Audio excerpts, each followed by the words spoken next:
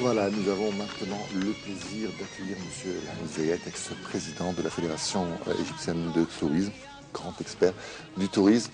Merci d'être avec nous aujourd'hui. Alors, comme on vient de le voir dans ce petit générique, Luxor a donc été choisi par l'Organisation mondiale du tourisme comme capitale du tourisme pour l'année 2016 ou 2017 parce que 2017, enfin, ça enjambe... Voilà, la saison 2016-2017. Alors d'abord, première chose, qu'est-ce que ça fait pour une ville d'être choisie comme ville touristique de l'année? Est-ce que c'est des opportunités qui peuvent s'abattre sur cette ville ou est-ce que... Certainement, il y a des opportunités, mais les opportunités, il faut les saisir. Oui. Et il faut en faire quelque chose. Parce que 2017, d'accord, l'année du tourisme pour l'année Luxor est choisie, mais si nous ne faisons rien, il n'y aura rien. Oui. Donc, il faut travailler là-dessus. Hier, avant-hier, il y avait l'OMT, l'Organisation mondiale du tourisme, Oui. et j'ai suivi, par intermédiaire de mes collègues journalistes qui sont là-bas, ce qui s'est passé. Et il y a eu 5 ou 6 ministres qui ont assisté à la réunion exécutive de l'OMT, dont le ministre français, argentin, le conseiller du ministre italien. Je parle des plus importants en ce qui nous concerne. Bon, il y a Zimbabwe, il y a les autres, il y a l'Indonésie, mais ces 3-là, ils ont été fantastiques. Alors, c'est ça, moi je vais ramener tout ça au sujet dont on discute. Le ministre français a fait des éloges. Le ministre argentin, il a envoyé sur Facebook les photos prises à Luxor, il a dit venez tous à Luxor. Le conseiller du ministre italien, il a dit j'espère que bientôt les relations vont reprendre parce que ça représente l'Égypte, Luxor, etc. représente quelque chose. Donc, pour en revenir, alors, il faut beaucoup d'opérations comme ça. Media City, dernièrement, ça a passé inaperçu, mais le président de Media City, qui était votre ministre à un moment, il a reçu les sénateurs français. Et ça encore, c'est un grand exercice de relations publiques très important. Parce qu'avec eux, il y avait des journalistes, pas de tourisme, des journalistes du Monde, du Figaro. Donc ça, c'est ça ce que nous voulons. Parce que moi, au fond, je veux atteindre le public. Mes collègues veulent vendre, comme moi. Ceux qui font le tourisme en France, ils veulent vendre aussi bien que moi. Mais l'important, c'est qu'on ait le client. Alors, le client va venir par des relations publiques qui sont adressées au grand public, c'est-à-dire à travers des personnalités. Et c'est ça où il faut utiliser Luxor. Et nous avons l'opportunité unique que ça a été choisi comme ville pour faire des séries de colloques, des discussions, des controverses sur certains tombeaux. J'insiste, même si ça mène à rien, le fait d'en parler est toujours très très important. Et je me souviens toujours de quelque chose que j'ai eu comme question au bac en philosophie. Il n'est pas nécessaire d'espérer pour entreprendre, ni de réussir pour persévérer. Donc ça, c'est très important. Parce qu'il faut toujours travailler, essayer de faire quelque chose. Et je pense que si maintenant on met en valeur ce que le ministre français a dit, à travers les médias, même égyptiens, des coupures de ce qu'il a dit, l'italien, etc., ça va nous aider beaucoup.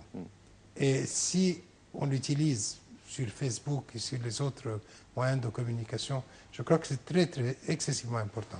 Alors, comme vous l'avez dit, Luxor va accueillir plusieurs conférences mondiales. Aujourd'hui, ils ont une conférence. Aujourd'hui, ils ont une conférence. C'est la 104e, je crois, session en fait, de l'organisation mondiale. C'est celle de Luxor. De Luxor, exactement. Ça, c'est vraiment le sujet. L'autre, c'était l'OMT. Alors maintenant, c'est Luxor. Aujourd'hui, alors... Il y a, je crois, plusieurs personnes, plusieurs agences de tourisme, plusieurs personnalités du monde entier qui vont... C'est ça l'important, les personnalités du monde entier. Alors, ces personnalités du monde entier, vous venez de dire que c'était très important que, quand on a par exemple des journalistes internationaux, qu'on écrive bien. Exactement. Mais est-ce que c'est suffisant? C'est un pas. Et il faut toujours se souvenir qu'il faut faire le premier pas. Je ne dis pas que c'est le seul moyen, mais c'est un pas. Et c'est très, très, très important. Si nous ne le faisons pas, personne ne va le faire. Et nous avons loupé beaucoup d'occasions. Moi, j'étais avec TF1. Et quand j'avais invité pour De Roche-Noblecourt, vous vous souvenez, l'année dernière. Oui, oui, bien sûr. Oui. Et alors, il y avait quelqu'un de TF1, il m'a dit, vous ratez une occasion après l'autre. Je dis, comment? Il a dit, votre président a visité la cathédrale pour le 7 janvier. Est-ce que vous nous avez envoyé quelque chose? Ça, on l'aurait mis en l'air pour rien. On l'aurait mis à la télévision. C'est un geste qui n'a pas lieu tous les jours. Est-ce qu'on a mis en valeur ça? Mais le problème, c'est en France, parce que j'ai beaucoup discuté de cette histoire également, le lendemain, il y a eu l'attentat de Charlie Hebdo, et c'est vrai que tout le monde... C'est passé un petit peu à la trappe, malheureusement. Mais nous, on n'avait pas envoyé. Ça, c'est vrai, vous avez raison. Non, mais vous avez parfaitement raison. Ou peut-être ça aurait amoindri et montré au moins que l'Égypte n'est pas dans le jeu. Ça, c'est très important, parce que si nous... Moi, je ne vais pas me classifier comme les autres. Je suis hors jeu, j'ai mes attitudes propres, et voilà, notre président a visité. Mais c'est vrai que vous êtes, vous parlez beaucoup de marketing. Alors, c'est vrai que c'est important, le marketing. Mais en même temps, Luxor, c'est la ville où il y a le plus de monuments, je crois, au monde. De monuments anciens. Voilà, de monuments anciens, voilà, bien sûr, au monde. Et on estime même que sous la terre, peut-être qu'il y a encore plus de choses. C'est vrai que ce tourisme culturel, historique, un petit peu, n'avait pas disparu, mais c'est vrai qu'avant, quand on regardait les affiches, par exemple, des agences de tourisme qui mettaient l'Égypte dans leur programme, on voyait toujours un temple, on voyait les pyramides, on voyait justement ce tourisme culturel. Aujourd'hui, c'est un tourisme plus balnéaire. Est-ce que c'est une occasion, cette nomination pour Luxor, de faire revenir ce tourisme culturel qui n'est pas mort, mais qui n'est pas en très bon état, il faut bien l'avouer? Tout à fait, mais il faut viser les pays où on peut avoir une réponse positive. Et, par exemple, l'Angleterre, c'est 10% maintenant culturel et 90% balnéaire. La Russie, c'est 99% balnéaire. La France, c'est 99%. Non, disons 90% parce qu'il y a 10% de plongeurs. Donc c'est très spécial. Et les plongeurs viennent pour plonger, la plongée sous-marine, c'est très intéressant aussi. Mais on n'aura pas de Français qui viennent à Luxor, à Hurghada ou à Sharm el-Sheikh pour le soleil. Il y a Tunis, c'est beaucoup plus proche et les gens parlent français. Donc, il faut viser les pays et il faut viser surtout, et ça c'est ce que l'Argentin a dit, mais moi je le dis, ça fait un nombre d'années, les pays comme les États-Unis, le Canada, l'Argentine, le Brésil, Chili, le Chili, tous ces pays, ils viennent en Égypte pour le culturel uniquement. Ils viennent que pour ça. Ils ne vont pas venir pour une plage ici, parce qu'ils ont des plages à côté. Alors, s'ils font le voyage, un voyage aussi long, et maintenant, pour eux, les prix sont très raisonnables. Et en plus, ce sont les touristes qui valent 5 fois le touriste balnéaire. Parce qu'ils dépensent, il y a un guide, il y a un chauffeur. Il y a des visites, voilà. Il y a une valeur ajoutée dont le gouvernement va nous prendre une taxe aussi. Donc, tout le monde est gagnant. C'est un win-win situation. Et là, il faut dire, il faut concentrer là-dessus. De l'autre côté, on a la Nouvelle-Zélande, l'Australie, le Japon. La Chine, on n'est pas encore dans l'esprit du Chinois. Tout le monde veut dire la Chine, la Chine, la Chine. Maintenant, les Chinois, ils veulent aller d'abord à côté d'eux. C'est comme ça que les Japonais ont commencé à voyager. Ensuite, les Japonais voulaient aller en Amérique. Les Chinois veulent aller en Europe. Ils vont en Europe. Maintenant, troisième destination pour eux, c'est l'Amérique. Et l'Amérique leur facilite les visas. Donc, nous ne sommes pas dans le loop pour le moment. La quatrième chose, oui, l'Égypte, c'est pour eux mystique, c'est historique, etc. Mais ce n'est pas une priorité. Vous comprenez, on ne peut pas... Alors, il faut comprendre quelles sont les priorités chez les gens que nous voulons attirer. La Corée du Sud, si, on peut attirer les gens. Si on fait beaucoup d'efforts, on aura des touristes de Corée du Sud. Alors c'est bientôt la haute saison hein, concernant le tourisme culturel, puisque Oui, on est début novembre, donc normalement je crois que ça s'étend peut-être jusqu'à début février. Il y a les vacances scolaires aussi. Autrefois on attirait beaucoup de Français, comme vous le disiez, qui faisaient des croisières. Aujourd'hui il y a beaucoup de bateaux à l'arrêt. Est-ce qu'on a une projection pour cette saison? Est-ce qu'on sait déjà si il y a, il y aura un afflux vers ces villes de Haute-Égypte? Non, il n'y aura pas d'afflux spécial. Il y a quand même des touristes, je ne dis pas qu'il n'y a pas.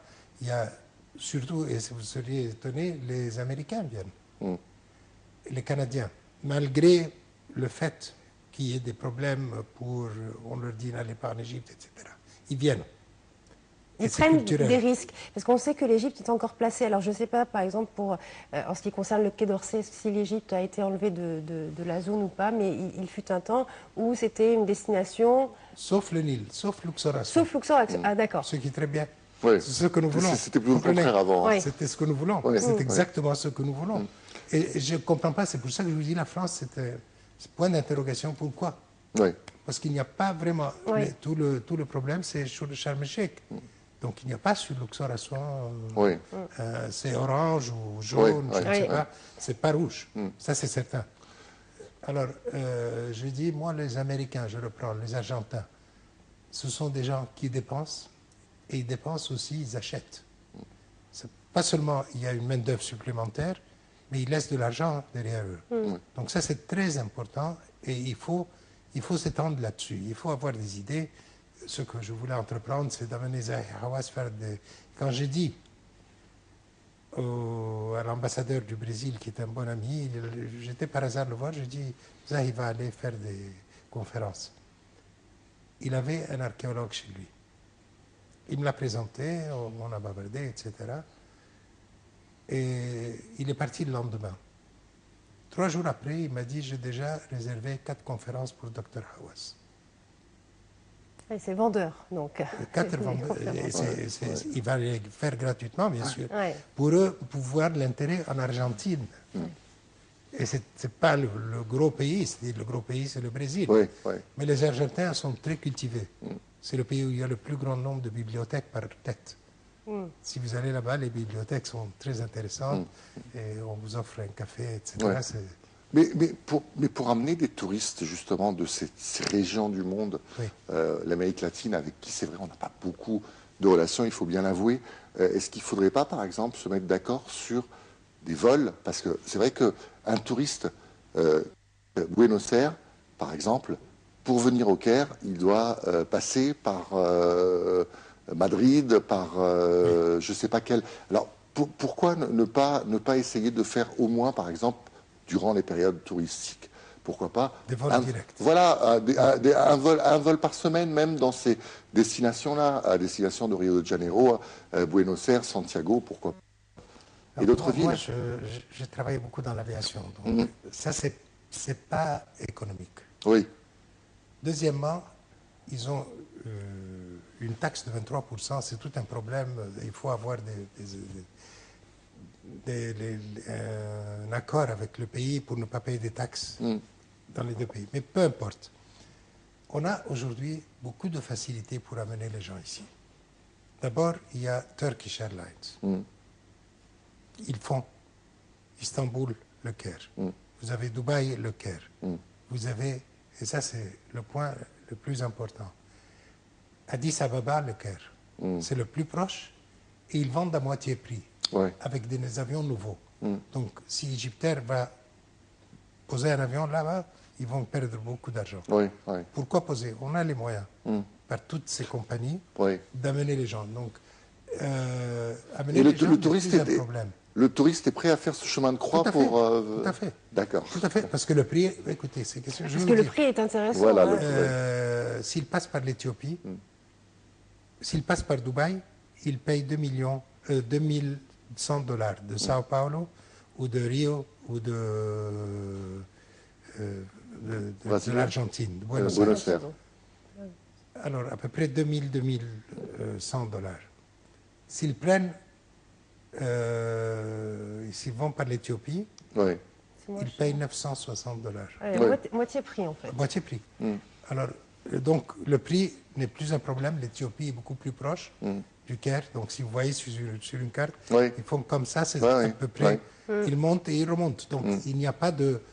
L'autre, il faut aller et retourner. Ouais. Mais si la compagnie éthiopienne le fait, pourquoi la compagnie égyptienne ne le fait pas? Non. Parce que ça Ils fait ont perdre. des subsidies. Je ne sais pas d'où ils avaient D'accord. l'argent, mais il faut penser que l'Éthiopie a fait un progrès fantastique puisqu'il couvre toute l'Afrique, il commence à couvrir l'Asie, il couvre l'Amérique latine et l'Amérique du Nord. Oui. D'où est-ce qu'ils ont l'argent, ça je ne sais pas. Les gens, vous savez très bien qu'est-ce qu'ils font, les Éthiopiens. Donc il y a beaucoup de malheurs, ils n'ont pas tous de l'argent. Donc comment ça se fait qu'ils ont une compagnie aérienne, mais elle est très bien gérée. Ça je dois l'avouer, c'est bien géré. Ouais, ouais. Et ça c'est important. Donc on peut venir. Toutes les destinations maintenant, il y a 7 ou 8 compagnies aériennes. Oui, mais c'est importantes. dommage que la compagnie nationale égyptienne elle-même ne profite pas justement de ça, puisque On n'a ça... pas les moyens. Moi, je suis au bord. On n'a pas les moyens. Le nombre d'avions que nous avons ne peut pas concurrencer les compagnies dont je parle. Oui. Et surtout qu'il faut que ce soit constant. C'est-à-dire, la révolution qu'a fait Égyptair, qu'il a mis bien, c'est qu'elle a fait une constance dans son travail. C'est-à-dire, si vous faites le Caire-Dubaï, c'est tous les jours, à la même heure, 2 fois par jour, ou 3 fois par jour. À la même heure, le même type d'avion. C'est ça ce qu'il faut. Il ne faut pas changer. Une fois un 737, une fois un 747, Oui. ça ne va pas. Donc, ça, c'est le secret de l'aviation. Quand les gens commencent à apprendre votre temps de départ, l'arrivée et le type d'avion, vous avez gagné. Alors, c'est ce qu'ils font, mais ils n'ont pas. Ouais. Alors, où on passe une approbation de vendre quelque part d'Égyptaire, 20%, ou je ne dis même pas vendre, augmenter le capital de 20% Ouais. et donner au public la possibilité de... Là, on rentre dans des détails un petit peu techniques. Moi, je voudrais qu'on revienne un petit peu à la ville de Luxor, donc, qui a été nommée capitale du tourisme. Est-ce que ça implique également qu'est-ce que ça implique pour les habitants de Luxor? Est-ce que les habitants de Luxor, d'abord, sont au courant? Parce que c'est vrai que souvent, ce genre d'annonce, les gens ne sont pas au courant. Et est-ce que ça va les pousser, par exemple, à être plus accueillants, à être plus tolérants envers les touristes? Je sais que le marché de Luxor, par exemple, est vraiment touché par la crise, quoi. Absolument. Oui. Mais je vais vous faire une petite annonce qui est très intéressante. Parce que ça va mettre en valeur Luxor. Vous savez que je suis membre d'une association en Suisse qui s'appelle The Friends of the Royal Tombs. Nous avons construit la réplique de Toutankhamon. Nous avons posé à Luxor. Maintenant, avec l'aide, enfin, c'est nous qui avons amené tout le know-how et l'argent pour construire, on va faire le tombeau de Seti First. D'accord. Qui est dangereux, qu'on ne visite pas souvent, Oui. et qui est le plus grand et le plus beau tombeau qui existe sur la rive ouest. Donc ça va être quelque chose, il faut en pousser. Pour en revenir aux habitants, les habitants, c'est difficile parce que pour eux, il faut qu'ils aillent à l'extérieur. Ils n'ont plus les moyens. Il faut apprendre que les habitants de Luxor, ils ont tout vendu. Et des gens qui faisaient un bénéfice net de 50 000 livres par jour, qui se retrouvent à vendre leurs meubles, c'est quand même 6 ans. Oui. C'est beaucoup. Donc, mais ils sont conscients parce que la ville de Luxor est bâtie sur le tourisme. Oui. Il n'y a rien d'autre. Et c'est dangereux aussi parce que nous avons vu l'état où elle est maintenant. C'est-à-dire, à Souan, par exemple, il y a quand même Kima, il y a d'autres usines, il y a des C'est industries. une plus grande ville, oui. Mais Luxor, c'est ça. Sauf ce qu'un copain a fait, c'est de faire pousser des raisins, et c'est tout. Mais à part ça, il n'y a pas grand-chose. Donc, ils comptent sur le tourisme. Nous devons les aider au contraire. Et croyez-moi, c'est question simplement, on a un client pour 10 vendeurs. Avant, on avait 10 clients pour un vendeur. Ouais. Donc, Maintenant, c'est un petit peu plus l'équation compliqué. est là. Pendant cette année 2016-2017 et la période à venir, quels sont les événements qui vont être importants dans la ville de Luxor et qui vont peut-être rayonner, qui vont donner envie aux touristes de revenir? Écoutez, Luxor est un cas spécial. Il faut comprendre aussi que quand je fais un événement, parce que moi j'ai fait les plus gros événements à Luxor et à Aswan et au Caire. Donc toutes les dernières 35 années, on a fait des événements. Donc il faut prendre et faire un événement qui se fond dans la nature de Luxor. C'est-à-dire, je ne vais pas amener un disque jockey. Et justement, on avait parlé une fois où vous avez accueilli en parlant des stars internationales. On a vu qu'il y avait des stars, pas mal de stars qui étaient venues récemment pour faire des concerts en Égypte, qui ont eu lieu au Caire. Pourquoi ces stars-là ne viennent pas faire des concerts comme des sites, le temple de Luxor, comme on a vu autrefois peut-être Jean-Michel Jarre aux Pyramides, ou plein de groupes, plein de troupes aussi qui étaient venus. Jean-Michel Jarre, c'était une grande controverse. Et Aïda. Il y avait Aïda. Il y avait Aïda surtout Aïda. Avec le Concorde qui est égyptien connu. Alors, commençons par exemple. Si on fait un concert de piano pour Ramzi Assa et qu'on invite des grandes personnalités françaises, ça va nous coûter un peu. Mais je veux vous dire que les répercussions, et puis les autres touristes qui sont sans dîner, sans rien, juste un concert au temple de Hatshepsut, ça dépend du nombre, ou au temple de Karnak, ou au temple de Luxor. Ouais. Si on a 200 personnes, on peut le faire à Medinat Habou, le temple de Ramsès III. Oui. Ça dépend du nombre de personnes. Oui. Ça va avoir des échos extraordinaires, parce que ça se fond avec l'environnement. C'est un concert classique. Je ne vais pas aussi loin de dire Aïda, parce qu'Aïda, ça coûte beaucoup pour la mise en scène, parce que Aïda, c'est une mise en scène. Oui. Ce n'est pas seulement la musique. Si la mise en scène n'est pas bonne, vous n'avez pas une bonne Aïda. Et il faut de bons chanteurs, etc. etc. Et ça coûte. Mais un concert de piano ou un concert comme ça coûte beaucoup moins. Et inviter des personnes qui seraient intéressées, mais des personnalités publiques, pas du tourisme. Le tourisme, ils vont venir. Oui, bien sûr. Et puis on invite ceux qui sont à Luxor. Oui. Alors, oui. Bonne initiative, hein. On espère, on attend de voir ce que ça va donner, et puis on espère vraiment que ce sera profitable. Moi j'ai précisé Ramzi Assa pour deux raisons. Parce que d'abord, il est ami avec le ministre du Tourisme. Oui. C'est son copain, il a vécu à Paris, quand même, il le connaît. Et deuxièmement, parce que c'est quelqu'un qui est très connu en Europe. Oui. Nous le connaissons beaucoup moins en Égypte. C'est vrai, c'est vrai. Alors, peu importe, il faut voir avec un autre esprit. C'est sûr. L'esprit de l'Européen qui voit ce que nous faisons. C'est vrai. Allez, on va vous remercier. Merci beaucoup, Monsieur Elhami, d'être passé nous voir pour nous parler donc de Luxor, la capitale du tourisme pour l'année 2017. Et puis, on espère que ce sera bien sûr profitable, cette ville. Hein. Oui, et nous aussi, Égyptiens, si on a l'occasion de visiter Luxor pendant l'hiver, c'est magnifique, il faut absolument le faire. Et comme ça, on va essayer de vivre le tourisme un petit peu plus. Merci de nous avoir suivis. On va se retrouver demain à partir de 10h30, heure locale du Caire, une nouvelle édition de Bonjour Égypte. Excellente matinée à tous et à toutes. Au revoir.